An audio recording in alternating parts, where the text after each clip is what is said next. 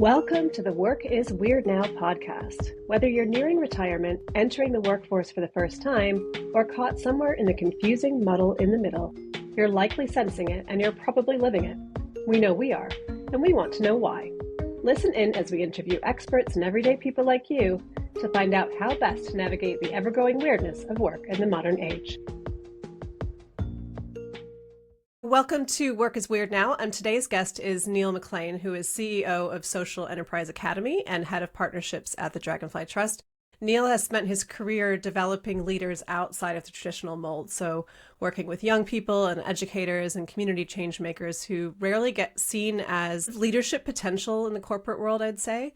In a time when we see work being redefined really rapidly, we thought we'd explore the question with Neil, what if we've been backing the wrong kind of leaders? And what might change if we started investing in the kind of leadership that builds trust, agency, and long-term resilience in organizations and in communities alike? So welcome, Neil. It's great to have you here.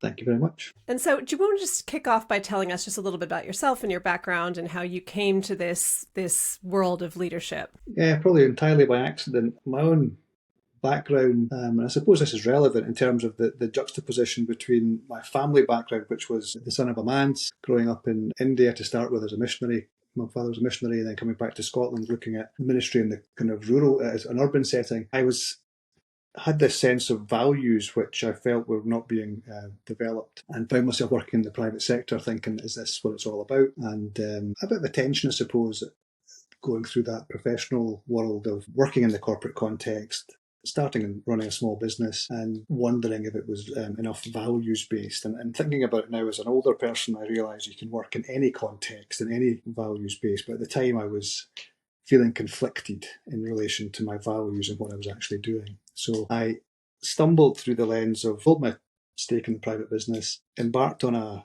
master's to see if I could use my business skills to address a social issue, and stumbled across the term social enterprise. So went on the first leadership course the Academy ever ran, which was really looking at how social entrepreneurs can lead and become more effective and more sustainable.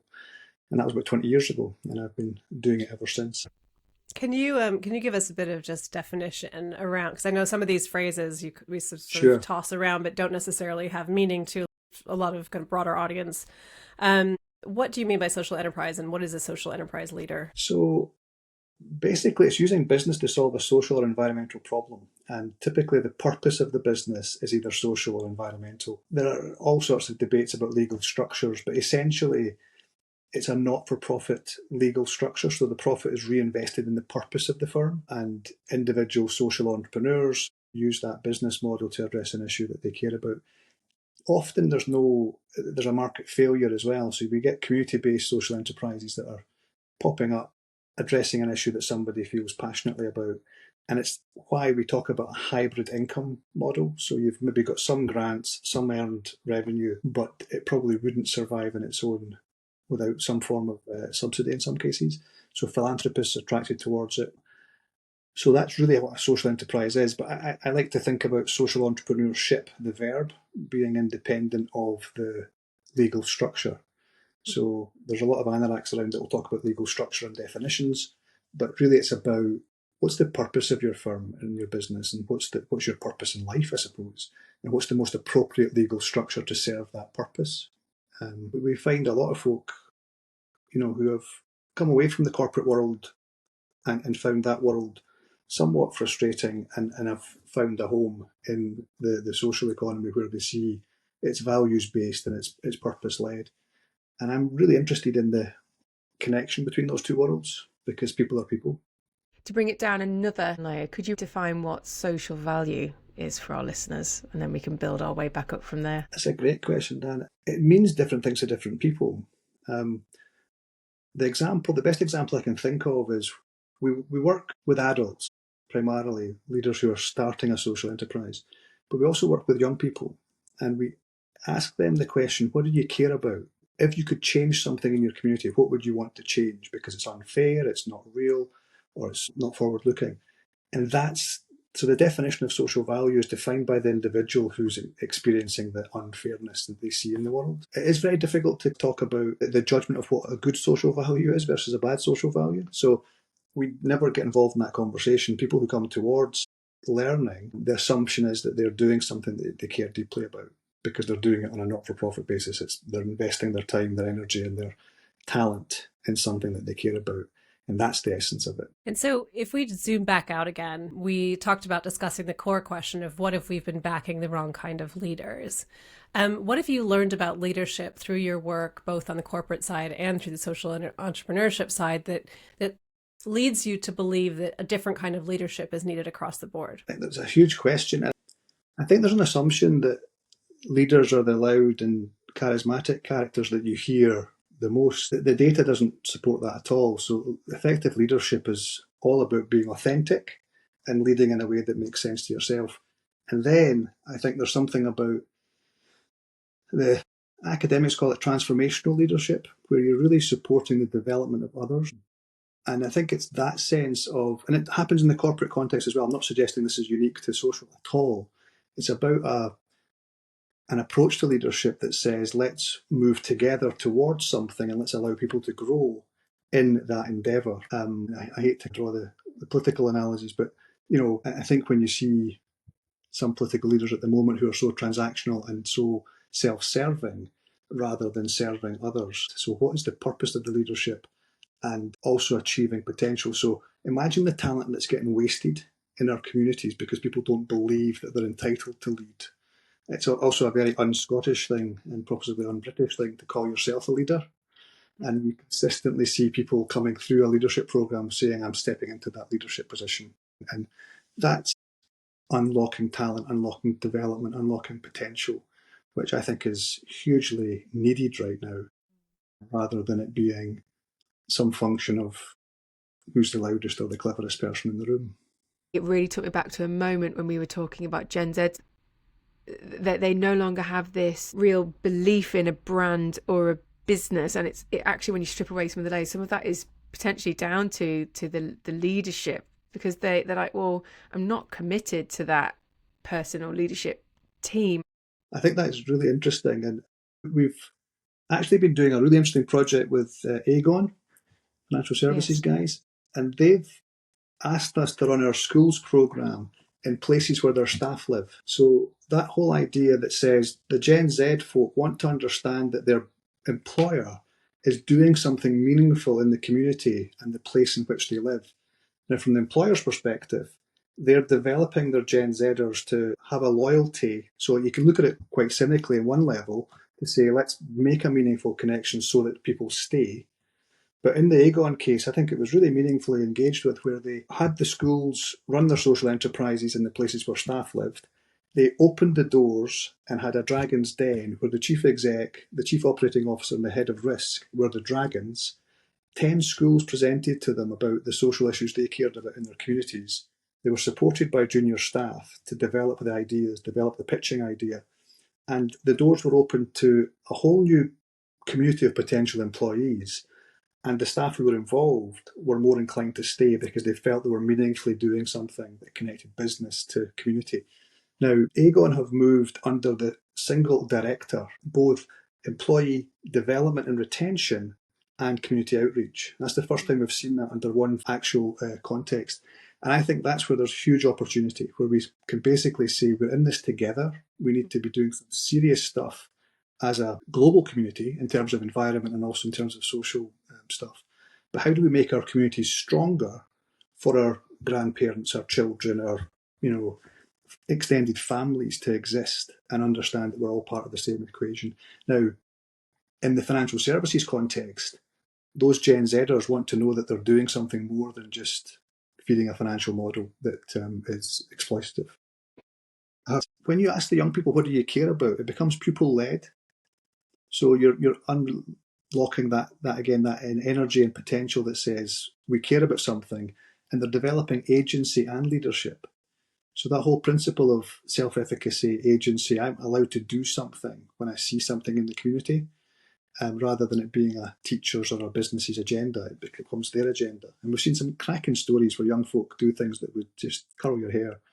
I think we've seen in the last year or so, obviously there's been quite a lot of discussion around ESG policies, diversity and inclusion policies, and there's been quite a lot of criticism around corporate social responsibility initiatives that are focused on giving money or volunteering, but don't necessarily make any kind of substantial impact. Now, based on what you're saying, it's clear that there is potentially an enormous benefit to an organization of thinking differently about those sorts of initiatives to the retention of their junior staff. But what are the other key benefits they can get from thinking differently about CSR and about how they might actually be able to invest in greater social impact through some of the things that you're talking about? I think it is aligning to the, again, businesses are populated by people who have got values and understanding the reality of the situation. So good businesses have good leadership and genuinely want to make a difference. So being part of the wider community, I think people will get involved because of the values conversation, but there has to be a business case. And the business case, according to McKinsey and Bain, is if you reduce staff turnover by 1%, you increase bottom line profit by 5% because of the cost of turnover and churn. So there's a kind of empirical reason for it, but I don't think that's why people are going to get involved. So it's really saying in that ESG context, I think most organisations are past that waste of time stuff where they ask lawyers and accountants to go paint somebody's fence. Bad use of their time, it's a bad use of resources, and probably a bad paint job, I suspect. If we can get people to use their strengths to add value to that social economy and the purpose, so let lawyers be lawyers, let accountants be accountants, and really use their creativity around problems that the social economy faces. But seeing it as one thing, as a community, how do we make our place a better place? And how do we, as leaders, come together to make our place a better place? It's a much richer conversation than how do you have a day a month or a day a year of ESG or CSR. So that I think the S of ESG often gets very neglected. There's a return on investment on the E side that everybody can see, and there's an asset class around the E, but the S is very difficult to define and very difficult to create a return on and also to measure it. So I think that's where the effort should be, particularly in the context of AI coming down the road, where how do we support people to understand and develop those soft skills, relationship, and move that role of the person in our community that isn't going to be just defined by an AI bot. Yeah. So you've worked with people in communities who have huge potential, but little mainstream support. So why does business so often miss this kind of talent? I think because of scale and the idea of it's very difficult to identify those individuals who are making a difference, and the whole infrastructure of applying for funding, of engaging, of making those connections. So we're hoping in the Dragonfly context that we can be that broker where we have for 21 years been working in the social economy, supporting leadership and young people develop that agency idea. We think we can, on a thematic basis, connect one thing to the other and cast light on how we can do that effectively. We're very conscious, on the one hand, you have corporates who are committed to doing something, they're already doing something on an ESG basis. If we can support them to invest in the leadership of those people who are running the businesses in the social economy, we think there's a far higher return on that investment than just providing money to the project. Somebody made the point that we're investing in the horse and not the jockey. I think there's an awful lot of that. There's a few wonderful exceptions to that, but generally speaking, people are drawn towards the purpose of the project, but don't really see the value of investing in the person who is committed to that topic. And my view is, if we're going to invest, I think Forbes suggests that there was something like 360 billion a year being spent on leadership development in the corporate context, and it's tuppence halfpenny in the social economy by comparison. So there's a return, there's a reason for that investing in people and their leadership muscles. There must be a social return if we invest in the leadership muscles of those in the social economy. And that's in everybody's interest, I believe, particularly with the public purse being so hammered. So if we can have more self-sufficient, more capable social economy to contribute to this agenda, I think it's a win-win all round. So if I were in charge of corporate social responsibility at a big corporation, and I wanted to invest in X charity or social enterprise, and you said to me you should invest in the leader there, and my response was, what if they then go and do something else elsewhere? I want to invest in this. What would your response to that be? I think generally speaking, it's a good thing for the social economy broadly. that leadership's invested in. So if they go somewhere else, yes, the benefit will go elsewhere, but it's an investment in the individual who will grow their leadership muscles to apply in whatever context they find themselves in. And for however long they stay in that context, there will be a benefit. I remember hearing a story, I probably won't get this right, but somebody saying, imagine if we invest in all this leadership development and our staff leave. And they said, well, imagine if we don't invest in this leadership stuff and they stay. Yeah. Also, there is a sort of what's good for the goose is good for the gander kind of idea, right? So if you invest in leadership and they go and lead elsewhere and they engender that kind of transformational leadership among their own people, then actually the impact of that investment has far-reaching implications. I think that's true. So what does transformational leadership really look like? It's a great question. There's academics working on the topic, but it's really about understanding that it's developing the other. So it's supporting the development of those that you're leading and serving rather than it being just about the charismatic development of the individual leader.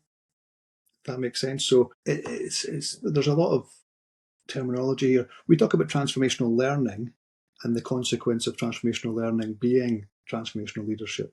And that's the bit that bangs my drum. Transformational learning is about people changing how they see themselves as a consequence of a learning experience. And we think that often leads to transformational leadership, where they kind of see that development in self and understanding of self can be support others to learn about themselves and grow as well. And it's in everyone's interest for us to learn and grow. Warren Bennis, a lovely quote, he talks about, he was the sort of godfather of leadership development in the US context. He talks about the journey to becoming an effective leader is the same as becoming a whole human being. It's that simple and it's that hard. So there's no point of arrival here. It's about an approach, and it's about a belief in other people to achieve that potential and achieve that growth and achieve their own potential. And I think they're inextricably linked to learning and curiosity about self within that context. So we often talk about learning things or teaching competencies, and what we're, I think, really devoid of in the current context is spaces for people to reflect on themselves, their own values, their own purpose, how they actually grow, how they can develop and think. And I don't see why that should just be focused on leaders in a corporate context who happen to be paid very well. Mm-hmm. It's interesting because we've had lots of conversations around where humans sit alongside AI and what skills do we need to develop. And of course, a lot of the response to that is we need to develop greater skills of working with AI. Whereas I think one of the things that we've been discussing a lot lately is around actually what we also need to be able to do is develop our human skills and our own understanding of what we're good at, so that when we are the human in the loop, we actually know how to position ourselves relative to the AI tools that we're using. So it actually feels far more relevant in some ways than it ever has before. So yeah, do you is that part of your kind of thinking as well, as how you sort of position that in the context of this changing world of work? I think so, and I think that's we had a really good conversation with Alex van der Plug, who used to be head of ESG for SAP. Alex was making the point that it's supporting corporate staff to think about their own role in a world where we're galloping towards an AI context that we don't fully understand, and really equipping people with the skills and the empathy. And I don't know what those answers are, but it's really about taking that approach of supporting people to learn and think within that context. What is the value add going to be in a world that has AI and a focus on AI?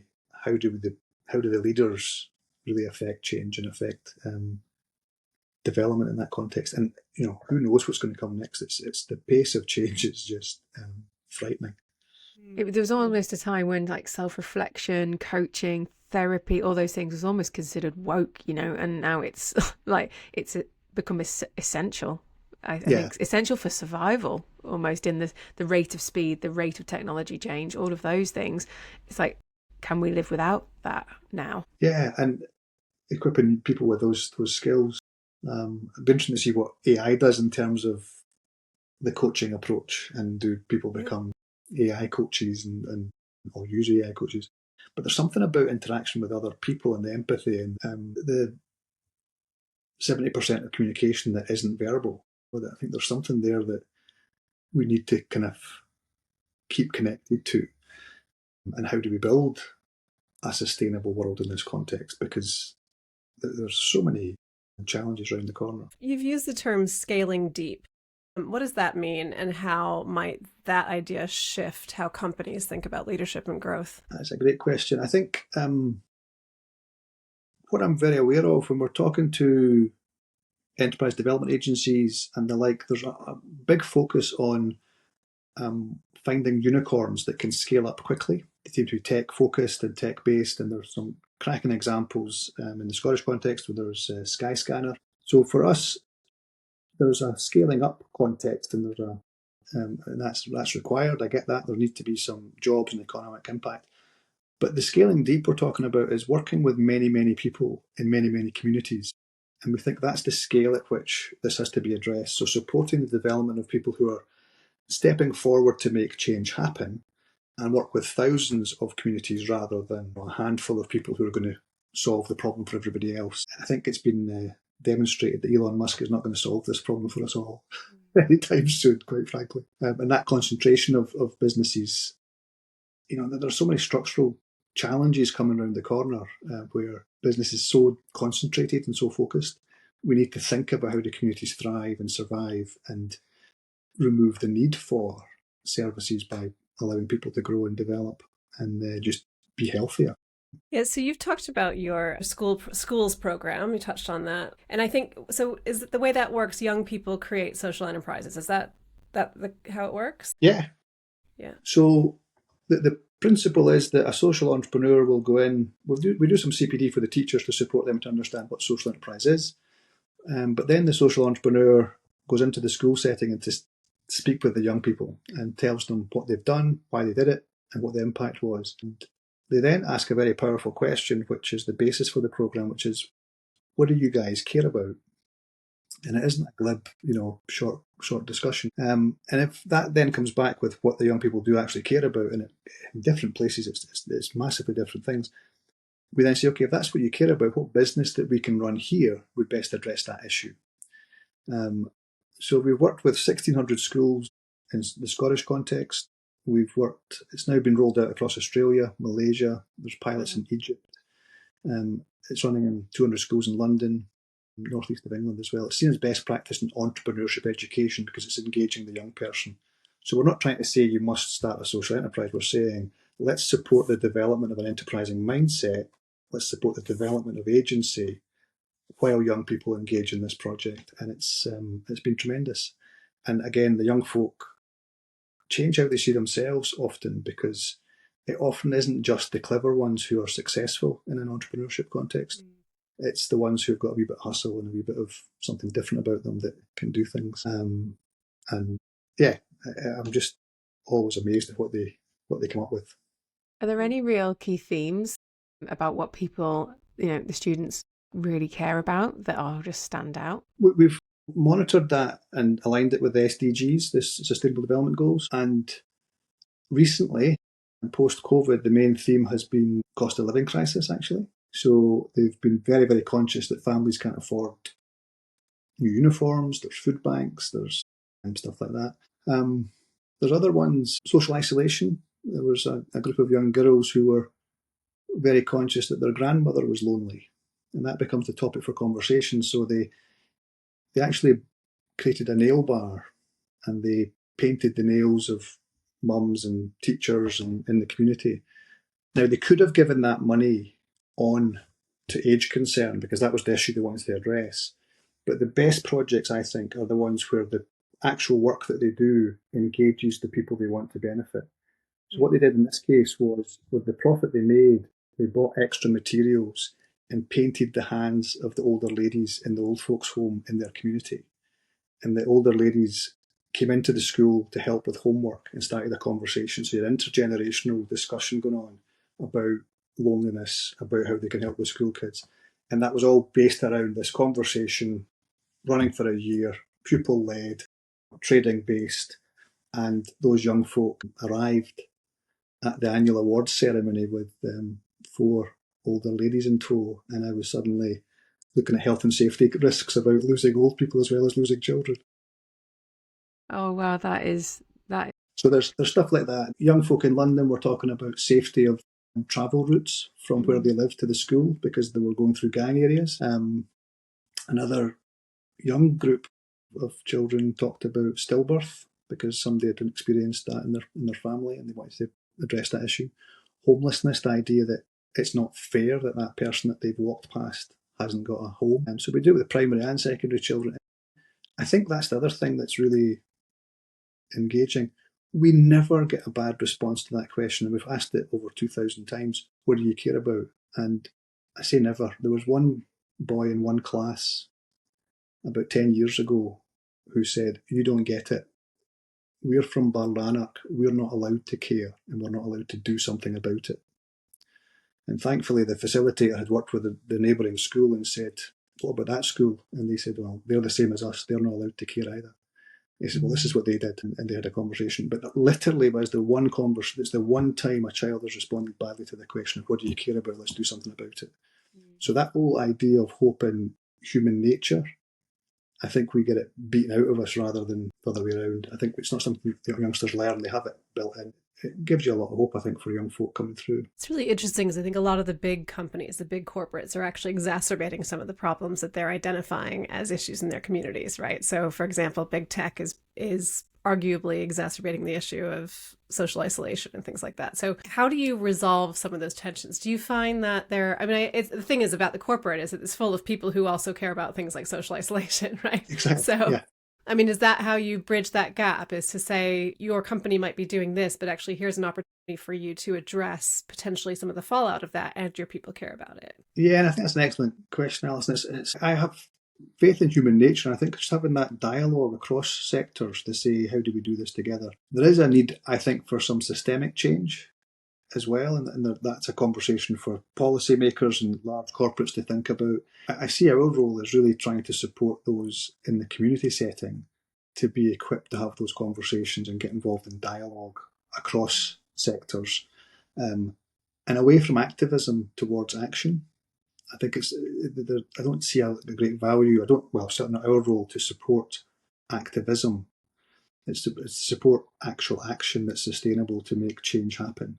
And that's community at a time, not, no one's going to have a magic wand to wave across this thing. And, there's huge political decisions to be made.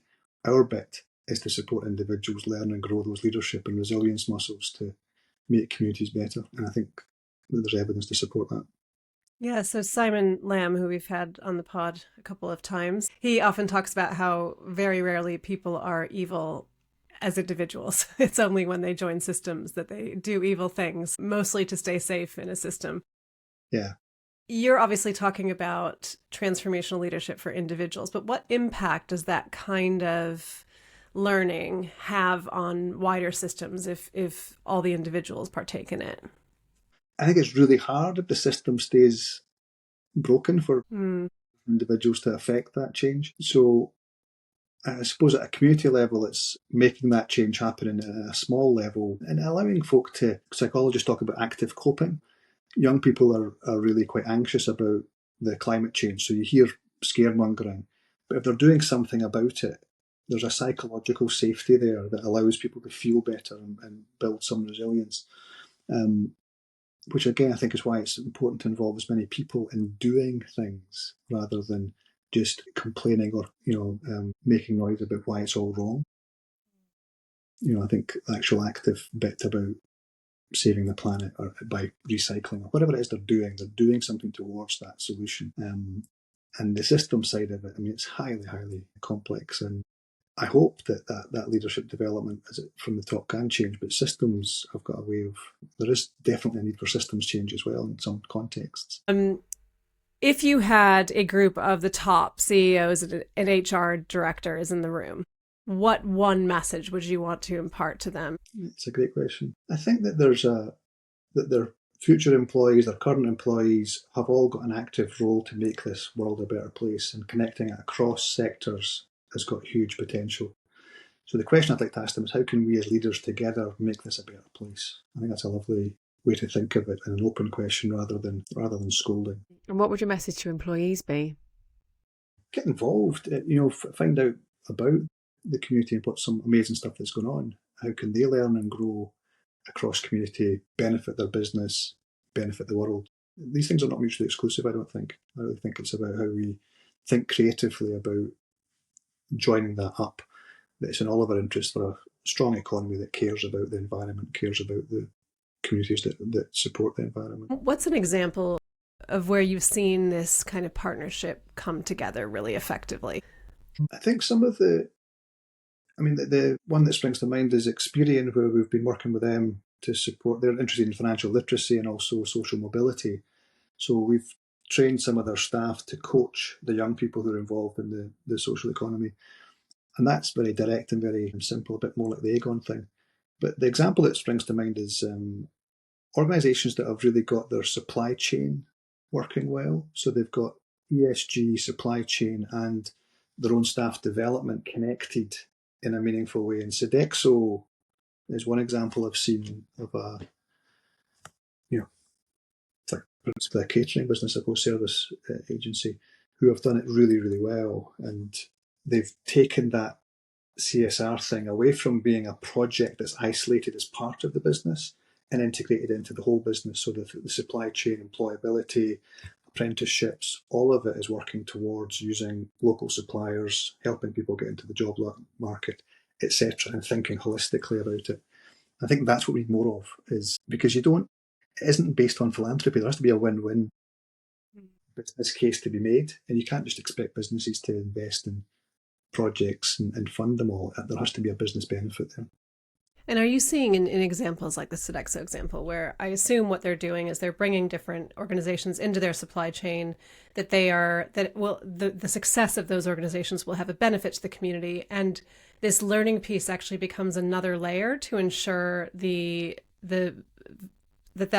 investment's going to have the return that they want? I think each industry will be different, and obviously the Sodexo example, they can get local food, local employers, they're distributed across many, many places. But if you think about concentrated businesses like technology or financial services, they don't have that wide reach.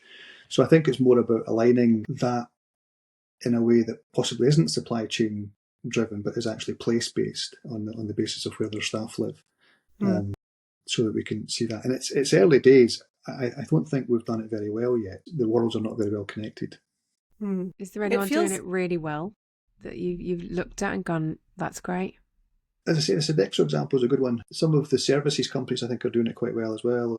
The PwCs of this world, EY have got a foundation that involves, again, professional skills and engagement. So there are folk doing it well, and I don't want to suggest that we're experts in it. Our experience has been largely focused on the social economy. We're now starting to say, how do we get this connected across industries? And also, the public purse has never been in a worse position. The investment being made and discretionary spend on things like learning and development is under huge pressure, but it's one of the first things that goes. So we need to create a way of investing in people.